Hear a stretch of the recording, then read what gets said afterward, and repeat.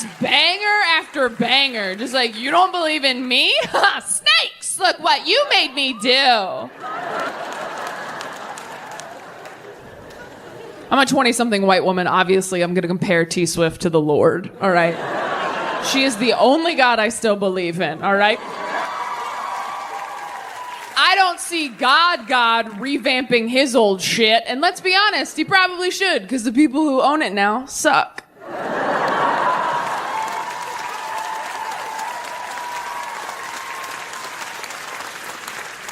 It does grow you up very quickly, losing a parent that young. I mean, I saw a dead body when I was 8, which means I saw a dead body years before I saw a dick. And that is not the order this shit should go in, according to the American Girl Body Book. Although maybe it should be, because you know what's crazy? A dick, way more traumatizing than your dead mom.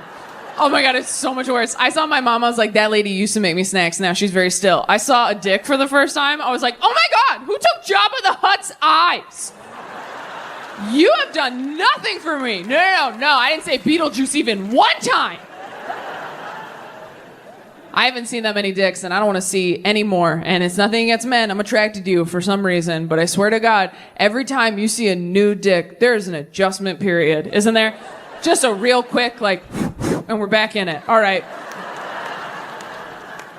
I have stayed in relationships too long because I just wasn't ready to see a fresh one. I just couldn't wrap my head around it, literally or figuratively. I just didn't have it in me. Couldn't have it in me. And I don't care how many dicks you've seen. Every time you see a new dick, it feels like jumping into a cold pool. Just like, whoa, all right, let me just swim around, get used to this one. Okay, all right, this one's deeper than the last one, but that's okay. That's all right. This is why we take our arm floaties, you know, for moments like these.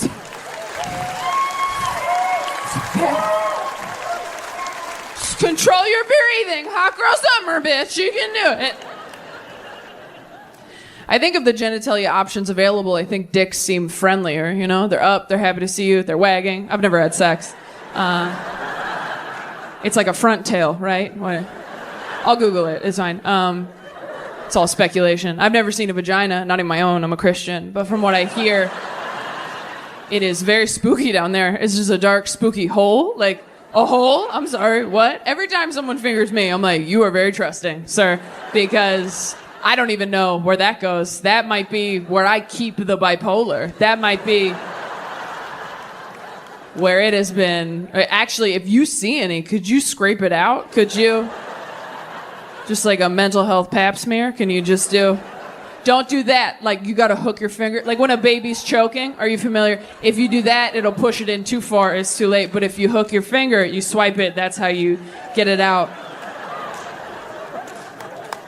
I like doing that joke because it goes too far, but you do learn something that could save a life.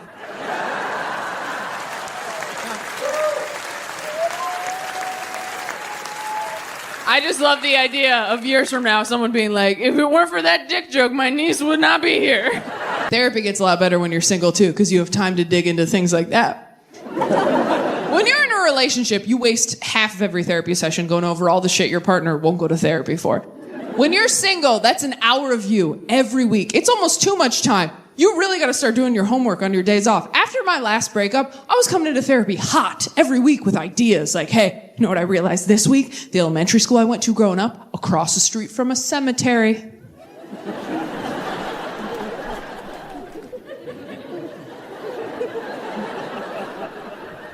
And she's like, okay.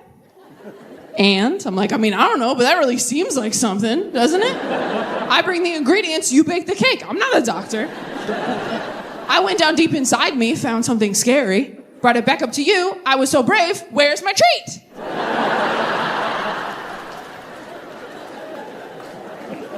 So brave. Favorite client. I really want to find out if I'm my therapist's favorite client. You can't just ask. They won't tell you. I've tried.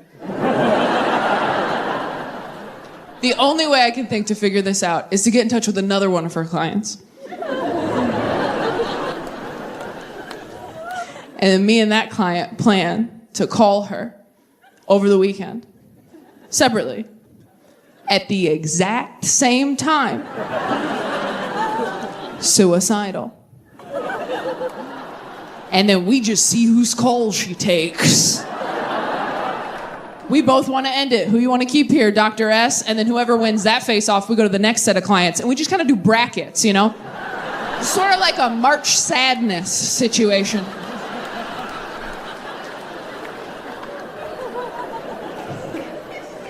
Parent die young, you tend to think about death a lot more than other people. I certainly do. I tend to jump to the worst possible scenario. I catastrophize constantly, much to the detriment of many of my relationships. I was dating a guy once and I said, hey babe, when you don't hear back from me for a few hours, do you ever get scared that something bad might have happened to me? And he goes, no. I get scared you're mad at me. Men would rather you be dead than mad at them. Men would rather be in mourning than in trouble. That's the truth. If a guy misses 5 calls from his wife, he's like, oh, hope this is the paramedic who found her.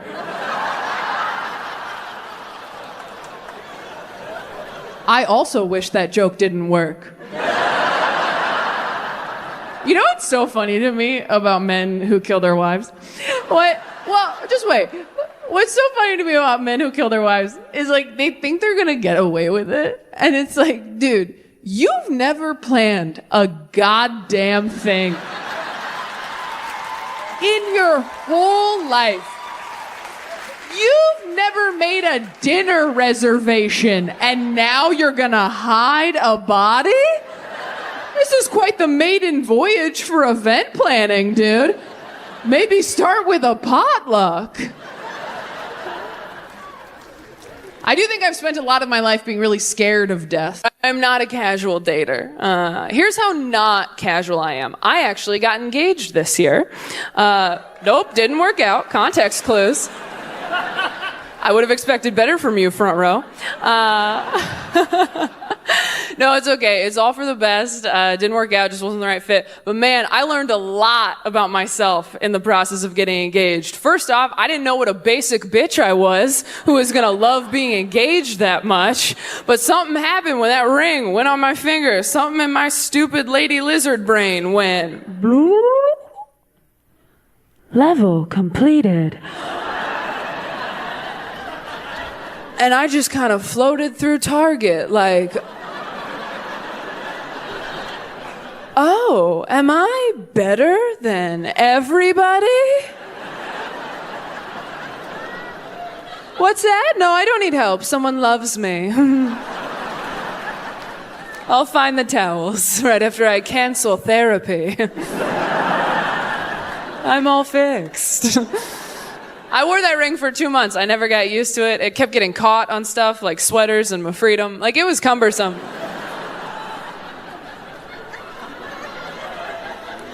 It also just didn't look right on me. It was a diamond on this. It looked stupid. I looked like a rescue dog in a Gucci sweater. It was so dumb. I mean, I had a friend who goes, are you afraid you're gonna get mugged? I'm like, bitch, I look like I stole it. Are you serious? I knew I was too young to be getting married because people kept telling me that I was. I had so many people that were like, I got married at 25. Don't know if I'd do that again. I'm like, aren't you guys still together? They're like, yeah.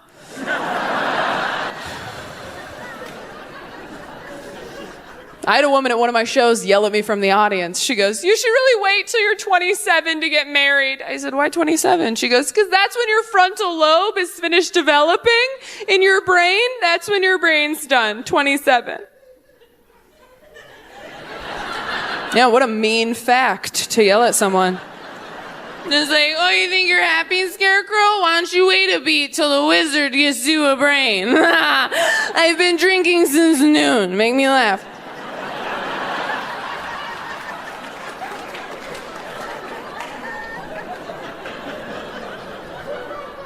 But I Googled it, and that fact is real. And that fact is proof that God is a man, because who else would finish your boobs years before your brain? That's bullshit. You're telling me no one up in heaven's like, hey, God, are you going to finish the brain today? Because you keep putting it off and it seems important. He's like, this is important.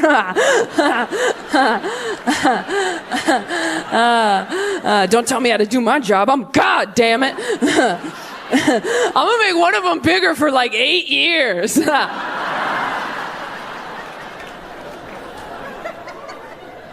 I'm sorry if you love God, that's what he's like. I don't think I'm smarter than religious people. I hate it when atheists talk down to anyone who believes in God. I've believed a lot of stupid shit in my life. God's not even top 3, okay? I've believed tall guys. He plays guitar, he must be nice. I'm dumb, all right? When my religious family members talk about God, like God got me through the hardest years of my life, I'm like, shit, that's how I talk about Gilmore Girls. Like, I'm an idiot. And I capitalize those G's. I make sure every time. That's right. Yeah. But I have a lot of Christians in my life. A lot of people praying for me, which I try not to take personally. You ever have someone say they're praying for you and you don't know what they're referring to? They're like, hey, I just want to let you know I'm praying for you. What? I'm not sick. Oh yeah? Well, I'm praying for you. What do you think about that, Bev?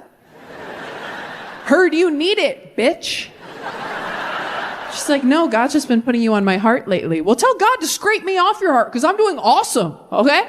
I don't know what you heard in the church parking lot, but that was a family matter, Bev. I'm going to tint the van windows. I have a lot of cool Christians in my life. But because I grew up in church, I see Bible stories everywhere, right? Like, here's some fun ones. What about the 200 foreskins story? Do you know that one? Yeah? That's a deep cut. So,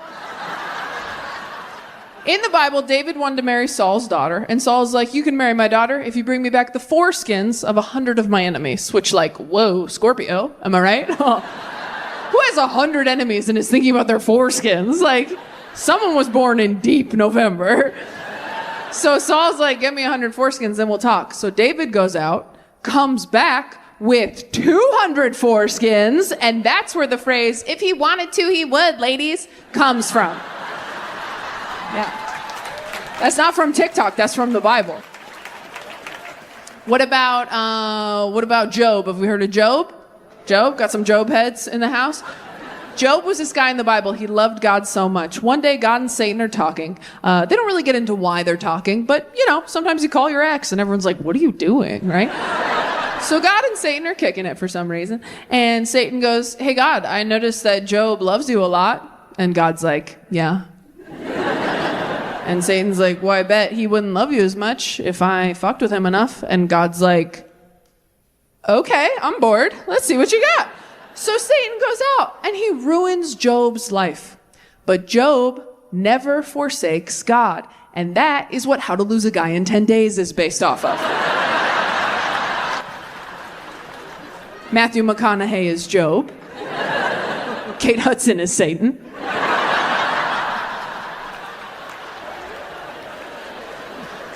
The real reason he and I broke up is the reason everybody breaks up. We were no longer having the amount of sex you need to have in order to ignore everything that's wrong with each other. Yeah, love is blind, lust is Helen Keller. So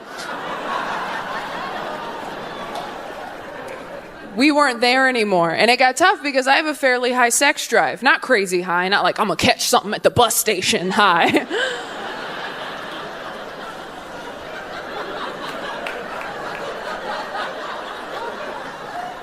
But if I love you, diarrhea doesn't deter me. Like, we're in that zone, you know? It's like, yeah, your stomach hurts, push through it. I want to feel close to you. Mentally push, not physically. Don't make a mess. That joke makes me sound so much cooler than I am. I'm not that cool. I've had sex with 2 people, 4 if you're Christian. Like, I'm not a good time. I'm not. I don't like casual sex. All my friends are like, you don't know if you like it. You've never tried it. I'm like, I've also never tried cottage cheese, and I know that shit looks nasty. It's all wet and bumpy. I don't trust it, okay? I had a friend try to convince me with this argument. She goes, you have to try it, Taylor, because there is nothing as empowering as just banging some guy and leaving. I'm like, I mean, that sounds good, but I don't know. Have you ever tried to make a dude's mom love you more than him? That is power. I still talk to Sheila, so. Haven't heard from him in 8 years, but every Christmas she's like, I miss you.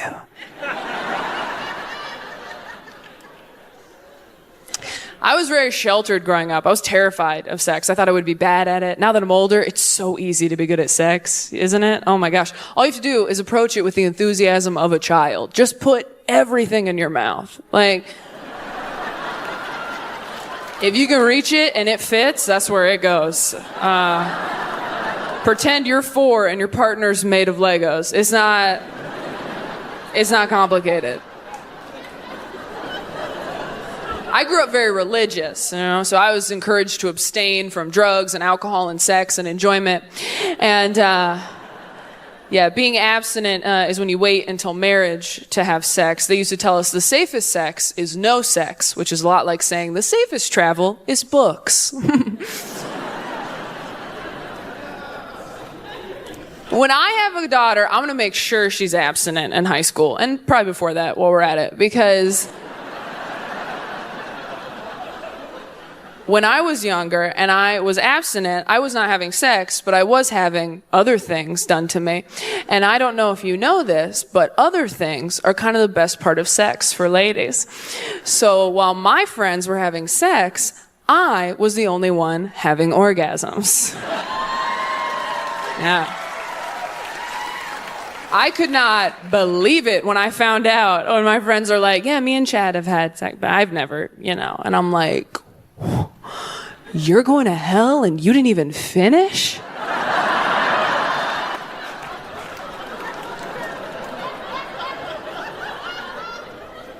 I'll pray for you.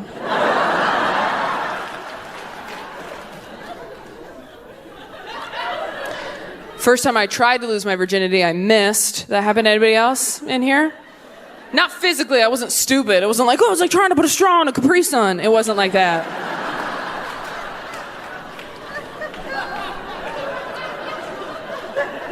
What happened was, I was waiting until marriage or until Jesus came back, because I'm like, my dad will like him, right?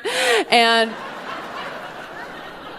I waited, and then finally, I tried to lose it to my boyfriend in college, who said, no, thank you, which was a bit of a curveball. Nobody told me to expect sexual rejection as a woman. Nobody prepares you. From the time you start walking as a little girl, they're like, hey, everybody wants in there. You got to build a perimeter and keep everyone out.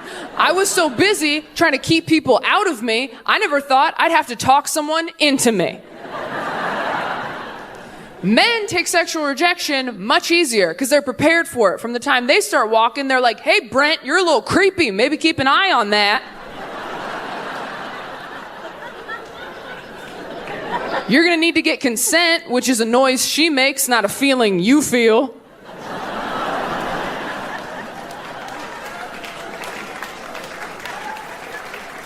But because men are prepared for it, they bounce back real quick. They walk around like vacuum salesmen, just like, there's another house over here.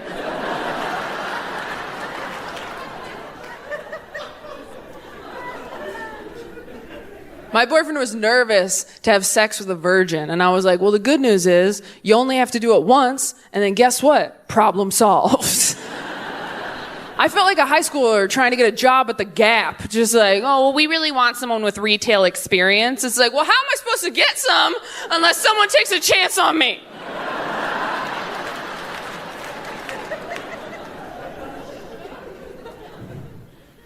No. I was literally told by somebody that getting rid of my virginity as a woman was going to be like handing out free samples at a Costco. And instead, I felt like one of those guys on the Vegas Strip trying to hand you a nightclub flyer. It's like, no, come on in. It'll be fun. There's lights. It's kind of damp. Get in here. It's fun. But you know what they say? Women always go for men like their fathers. So I keep going for guys who do not want to sleep with me. Like, that is so like my dad. All right? No reason to be offended. That joke's about what a great dad my dad is. I lost my virginity late. I lost it when I was financially independent. Yeah, I went through my bank statements. Like, I could afford to have a dick in me. Just like so responsible.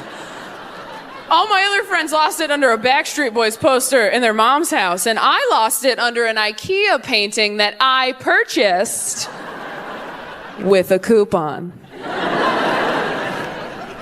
But I'm glad I was raised that way because it taught me how to choose sexual partners in a very responsible way, okay? Because when I was younger and I was waiting, I would tell guys, I'm not ready to have sex yet. Is that okay? And anytime guys were really cool about that decision, that just made me want to have sex with them more because there is nothing hotter than someone respecting your boundaries. You're just like, what? Take your pants off. Get over here. The hottest thing you can say to a girl is, hey, we don't have to do anything. Now we do. So I still do this as a sexually active adult. I pretend I'm not ready to have sex with someone new yet, just to make sure they're a good person first. I call it the gobstopper test. I go, oh, I'm not ready. Is that okay? He's like, totally fine. No worries at all. And I'm like, Charlie, you won! You did it! I knew you could, my boy. Now come inside my chocolate factory. It's all for you.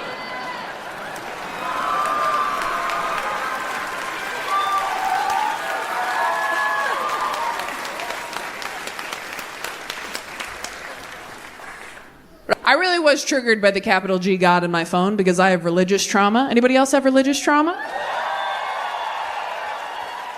Thought you might. If you don't know what religious trauma means, it just means you grew up in church, you're not religious anymore, but now, anytime you feel good, you feel kind of bad about it. Like, have you ever had a dip in the middle of an orgasm? Like, That dip is Jesus spraying you in the face with a water bottle. That's why I don't say, oh God, during sex. He's like Beetlejuice. He'll show up.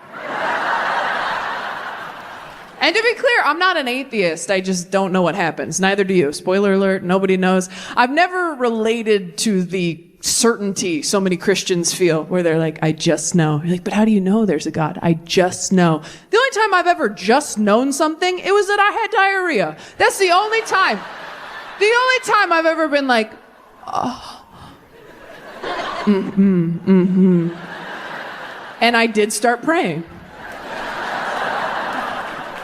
But I resent both sides equally. I hate it when people are like, there's no God, it's just darkness, fuck you. And I hate it when people are like, there is a God and here's his address and he loves me best. I just hate confidence. That's really what it is. I cannot stand it when people are too confident. I have one very confident friend. That's it. That's all I can handle in my life. One friend so confident. You know that hot girl in 8th grade who always came into class late with a Frappuccino and you're like, we get it. Your mom had you on purpose.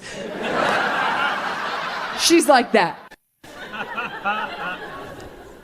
I didn't want to be married, though. I wanted to be married, mostly so I wouldn't have to date anymore. I will say, though, the best time to date is immediately after a very painful breakup, because your standards are so low. Oh, after I broke off my engagement, I was like, wow, all I want to do is make out with someone who hasn't seen me crying in the tub. Like, that's all I wanted. I just wanted a fresh one who didn't know I was crazy to come in like, you're not like other girls. I'm like, not yet. Oh, you're sitting across from him at dinner while he talks about his ex. You're like, whoa, she sounds nuts. But in your head, you're like, we would be friends. If this doesn't work out, I'll call her. She made a fake Facebook account to stalk you after you blocked her? That's insane. I would never do that on Facebook. She sounds old. Not good at dating. I tried a dating app once. I tried OkCupid. Heard some judgment from the back. Look, I didn't know. I didn't know it was a bad one. I should have known. The name sounds like giving up. Just like, OkCupid, you take a stab.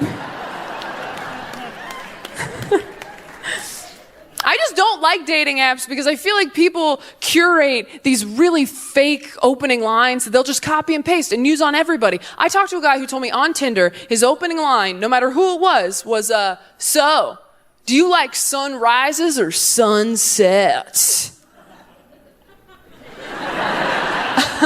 That's me choking on his dick because that's a great line. I mean, it's poetry.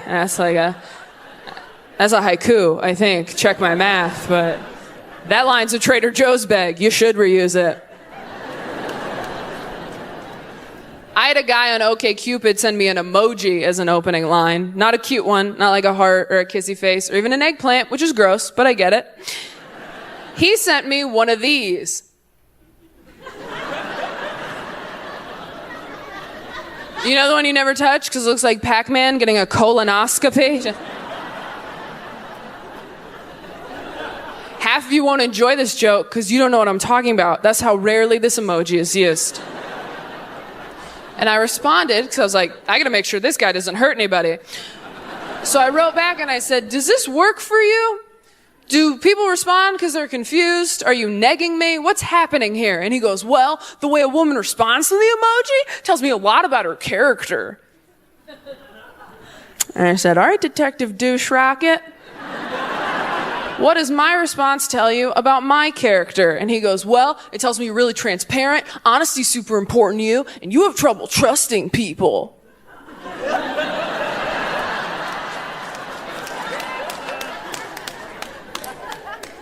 That emoji works. So we should get coffee or married. I don't know. Dr. Doucherage, I'm sorry. I really appreciate you guys coming to this new hour of material because I know it's a lot of God stuff and a lot of gay stuff, and my agents are nervous. I think my whole team was a little nervous when I said I was going to do a tour called Save Me and talk about religion. I got a call from my publicist one day like, hey, I heard you're going to call this special prodigal daughter and you want to call this for Save Me. I think that's great. Just making sure you're not taking any promo photos like hanging upside down from a cross, right? Anyway, so we got rid of those photos. But no, I did not do that. I did not do that. That was never the intention. I understand why they thought it was going to be an hour just bashing Christianity. Because if you watch all of my other specials, I usually take a few minutes to take a few shots at Christianity. And that's because I was working through a lot of stuff from my childhood. And also, I was really jealous that Christianity had worked for other people and not me. As a mentally ill person, it is devastating when someone just goes, yeah, I used to be sad too, and then I accepted Jesus into my heart, and now I'm all better. And you're like, oh, is that all you did? That's all you did? Oh, just said a little poem in the dark, and now you're worthy of love? That's great. I love that for you. It's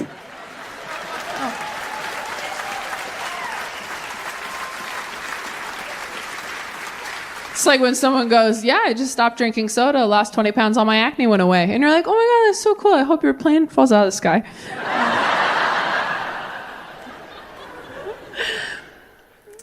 The problem that I have with religion is it can be interpreted so many different ways, right? Like you can say to a room full of people, Jesus loves you no matter what. And a lot of those people will hear, Jesus loves me.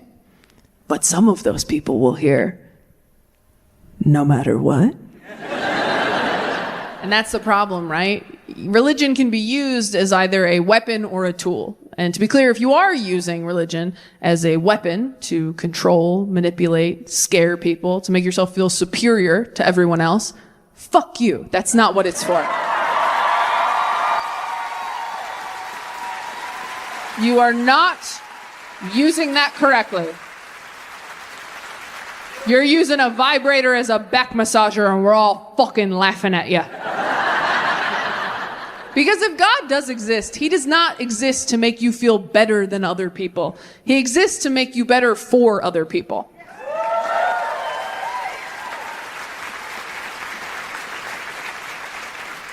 And life is so fucking hard. Whatever makes you a better person for other people, that's what you should be doing. We do this weird thing where we forget that everybody's struggling. Everybody's just trying to get through it. And we judge each other's coping mechanisms. Like, oh, you're a quitter if you get on antidepressants. You're stupid if you believe in God. Bitch, I'm on mood stabilizers. You're on Jesus. We're all trying to get to dead with daddy. We're all trying to get there.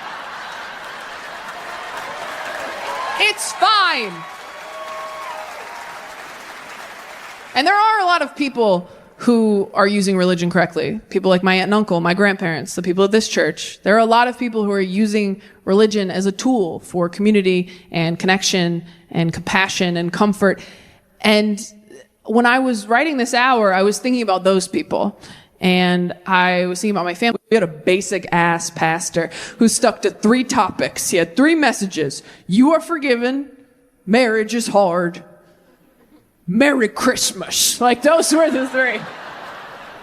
I do feel for pastors on Christmas and Easter because those are big weeks at church, right? Those are recruitment weeks.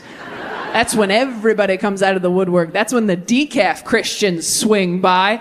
You only see those motherfuckers twice a year, and you gotta blow their minds so hard with the extras that they upgrade their subscription to weekly. That's a lot of pressure. And as the pastor on Christmas and Easter, you can't get creative. You can't get weird with it. You can't do an acoustic set. You gotta play the hits. You gotta tell the stories, right? Easter's a better story than Christmas, in my opinion. If you don't know, Easter is the crucifixion and resurrection of Jesus Christ. It's where all of our merch is from. You've seen it. You've seen it. Dead guy up there, but tasteful, somehow very tasteful. Makes you think about your own death, like, ooh, hope I die in a way that looks good on jewelry, right? Think about it. When grandma died, were you like, ooh, slap her on an anklet? No, he's really doing it up there. I'll stop doing it. I'll stop doing it. We're all familiar. But Easter's a great story. There's a lot of action, right? It's the crucifixion, the resurrection. It's Jesus in his prime, early 30s, ripped. We betrayed him, we killed him, he's back. It's basically Twilight. It's a sexy, sexy story. I'm kidding. Twilight belongs to the Mormons. Don't take that from them, okay? They can't have caffeine. They need something to wake them up.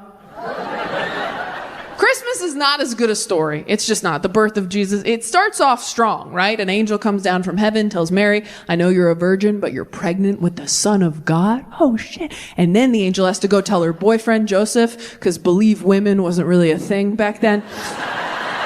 So the angel's like, it's God in there, I promise. And then what? Then the angel leaves. Then it's just a long walk to a barn. That's most of Christmas, is just this right here. Jesus is barely in it. He comes in right at the end. He does 0 magic. It sucks. Jesus is basically the post-credit scene in a Marvel movie. It's trash. Sucks.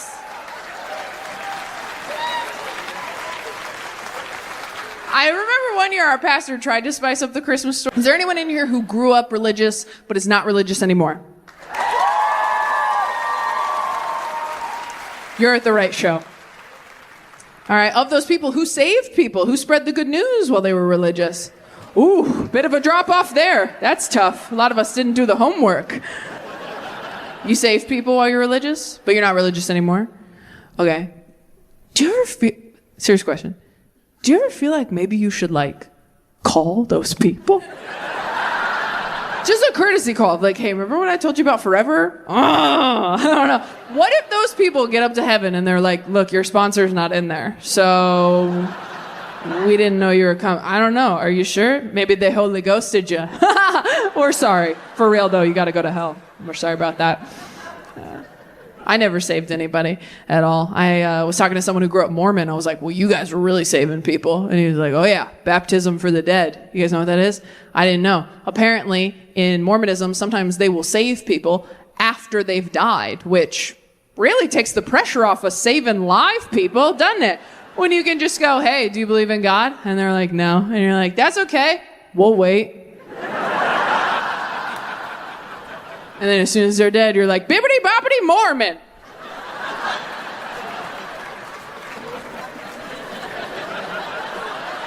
This is how you get a soul to heaven, right? Like you're trying to get poop smell out of your Hinge date's bathroom. If you're not laughing, you're married, and fuck you, this joke's not for you.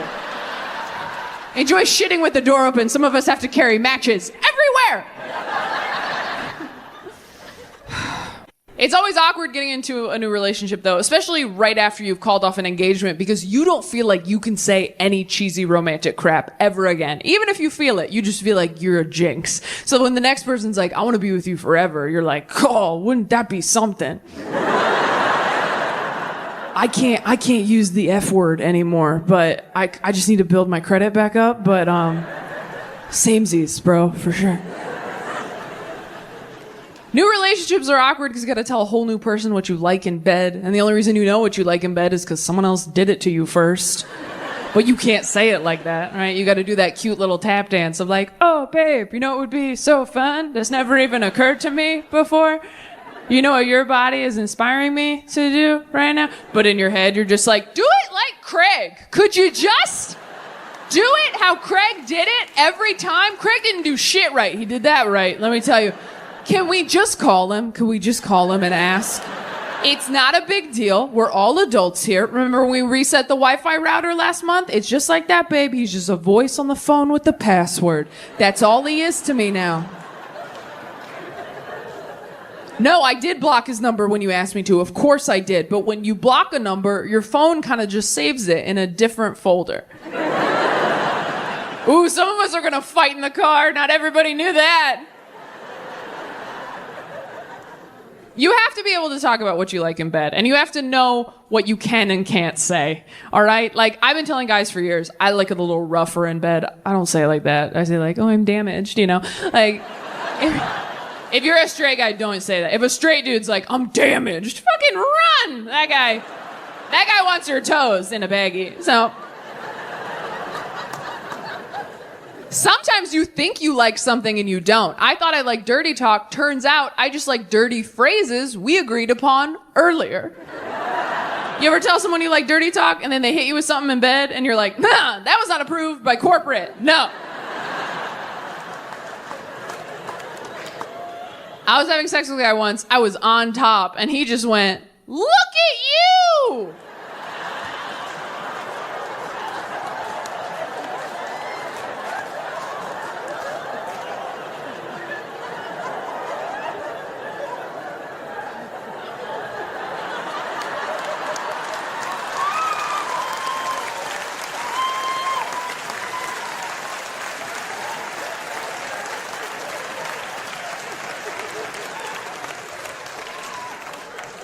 Like I was taking my first steps.